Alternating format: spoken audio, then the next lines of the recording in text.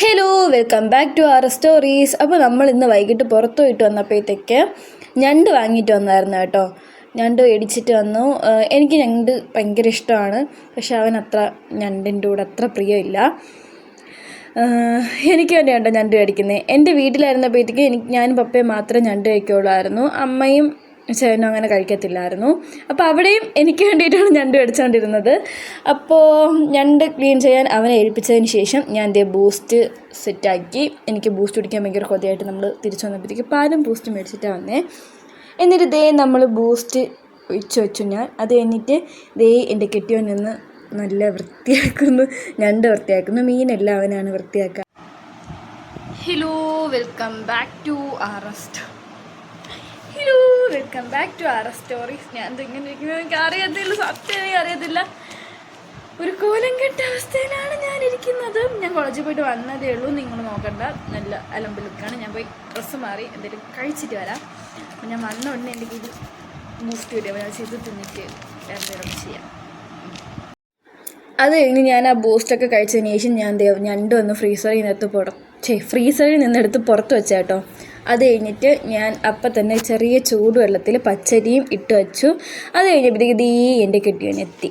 Hello guys, I'm coming back to my home. Let's discuss about the 30 acres of land. Very 30 acres of land. എന്ത് ഭയങ്കര happy ആയിട്ടാണല്ലോ ഒരു സ്വന്തമാക്കുന്നത്.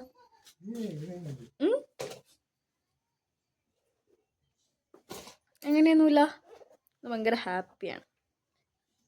Happy അല്ലേ? എന്താ പറ്റി? കഴിക്കൊന്നുമില്ല. അപ്പവും കൊഞ്ച് കറിയും വയ്ക്കാൻ പോകുന്നു. കൊഞ്ചല്ലട, ഞണ്ട്.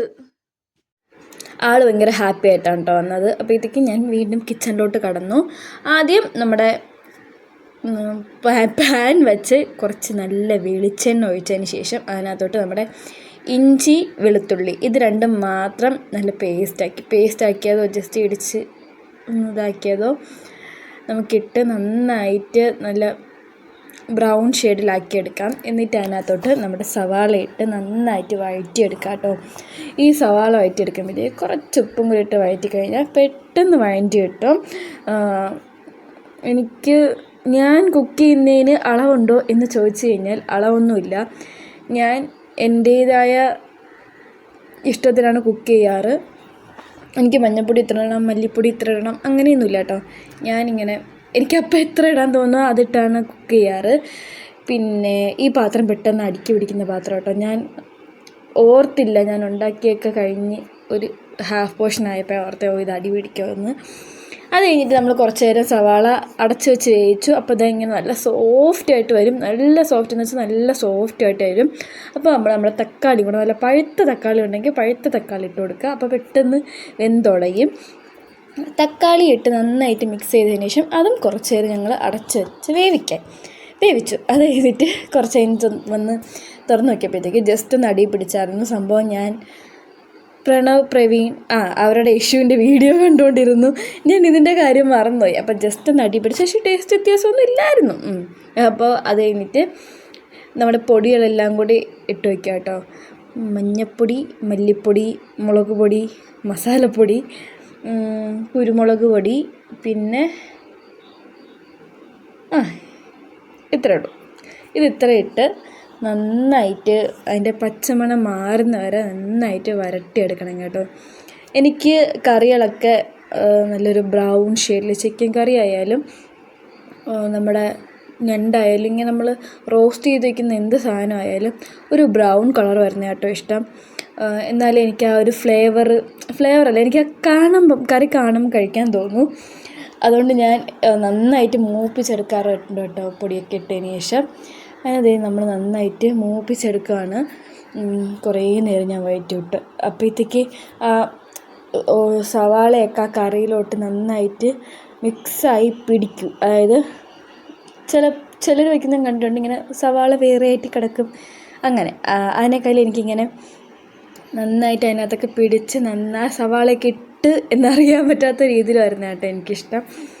അപ്പോൾ ഒരു പ്രത്യേക ടേസ്റ്റാണ്. ടേസ്റ്റ് നല്ല ഡിഫറൻസ് വരും. മറ്റേ ഈ സവാള പോലെ കിടക്കുന്നതും ഈ നല്ല റോസ്റ്റ് ചെയ്തെടുക്കുന്നതും തമ്മിൽ നല്ല ഡിഫറൻസ് വരും. അത് കഴിഞ്ഞിട്ട് ഇത് ഞണ്ടിടുവാണ്. ഞണ്ട് ഓക്കെ, ഞാൻ നേരത്തെ അവൻ്റെ അടുത്ത് പറഞ്ഞപ്പോഴത്തേക്കും ഞണ്ട് മാറി കൊഞ്ചായിട്ടുണ്ടായിരുന്നു. ഓക്കെ, അത് കഴിഞ്ഞിട്ട് അത് നന്നായിട്ട് മിക്സ് ചെയ്ത് അടച്ചു വെച്ച് വേവിക്കുക. വെള്ളമൊന്നും ഒഴിക്കണ്ട. ഇത് ഈ ഞണ്ടിൽ നിന്ന് തന്നെ വെള്ളം ഇറങ്ങിക്കോളും. ചിക്കൻ പോലെ, ചിക്കൻ നമ്മൾ വയ്ക്കുമ്പോഴത്തേക്ക് ചിക്കനിൽ നിന്നാണല്ലോ വെള്ളം ഇറങ്ങുന്നത്, അതുപോലെ ഞാൻ വെള്ളമൊന്നും ഒഴിക്കാതെ അടച്ചു വെച്ച് കഴിക്കും. പിന്നെ നിങ്ങൾക്ക് ഗ്രേവി കൂടുതൽ വേണം എന്നാണെങ്കിൽ ഇതൊന്ന് അടച്ചു വെച്ച് കുക്കായി വരുന്ന ടൈമിൽ നിങ്ങൾക്ക് ചെറിയ ചൂടുവെള്ളം ഒഴിച്ചു കൊടുത്ത് കുറച്ച് തിളപ്പിച്ചെടുക്കാം. ഞാൻ നല്ല ഗ്രേവി ഇല്ലാതെ നല്ല റോസ്റ്റായിട്ടാട്ടോ വയ്ക്കുന്നത്. എനിക്കതാണ് ഇഷ്ടം. എനിക്കത് ഭയങ്കര ഇഷ്ടമാണ്, നല്ല റോസ്റ്റായിട്ടൊക്കെ. പണ്ട് വീട്ടിൽ മേടിക്കുമ്പോഴത്തേക്ക് ഞാനും പപ്പയും മാത്രം കപ്പയും ഞണ്ടും വെച്ച് കഴിക്കാമായിരുന്നു. അമ്മയ്ക്ക് ബോഡിയിൽ കാൽഷ്യത്തിൻ്റെ ലെവൽ കൂടുതലായതുകൊണ്ട് അമ്മയ്ക്ക് ഞണ്ട്, കൊഞ്ച് ഈ വക സാധനങ്ങളൊന്നും കഴിക്കാൻ പറ്റത്തില്ലായിരുന്നു. ചേട്ടന് പിന്നെ ഡയേറിയ പേടിയാണ്. ചേട്ടന് ഞണ്ടും കൊഞ്ചൊക്കെ കഴിക്കുമ്പോഴത്തേക്ക് ഡയേറിയ, വയറിളക്കം വരുമായിരുന്നു. അതുകൊണ്ട് ചേട്ടൻ ചിലപ്പോൾ ഗ്രേവി കൂട്ടിയാൽ കൂട്ടി, അല്ലെങ്കിൽ ഞാനും എൻ്റെ പപ്പയും കൂടെ കഴിക്കും. പപ്പയാണ് കൂടുതലും ഞണ്ട് പൊട്ടിച്ച് എനിക്ക് തരുന്നത്. എനിക്കങ്ങനെ പൊട്ടിച്ച് കഴിക്കാൻ അറിയത്തില്ലായിരുന്നു, പക്ഷെ കഴിക്കാൻ ഭയങ്കര ഇഷ്ടമായിരുന്നു. ഓക്കെ, അതൊക്കെ കഴിഞ്ഞപ്പോഴത്തേക്ക് ഇതേ നമ്മുടെ കറി റെഡി ആയിട്ടുണ്ട്. അത് നമ്മൾ ഒരു ബൗളിലോട്ട് മാറ്റി. അത് കഴിഞ്ഞിട്ട് നമ്മൾ ചിക്കൻ ഒന്ന് ഫ്രൈ ചെയ്യാൻ വെച്ചു കേട്ടോ. ആ സമയം കൊണ്ട് ഞാൻ അപ്പത്തിനരച്ച് അപ്പം ചൂടുകയും ചെയ്തു.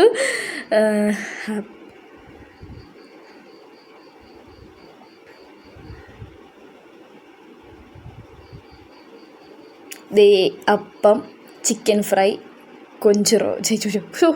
ഞണ്ട് റോസ്റ്റ് എല്ലാം റെഡിയായി. അപ്പോൾ നമ്മൾ പോയി കഴിച്ചിട്ട് വരാം. Bye bye from RS.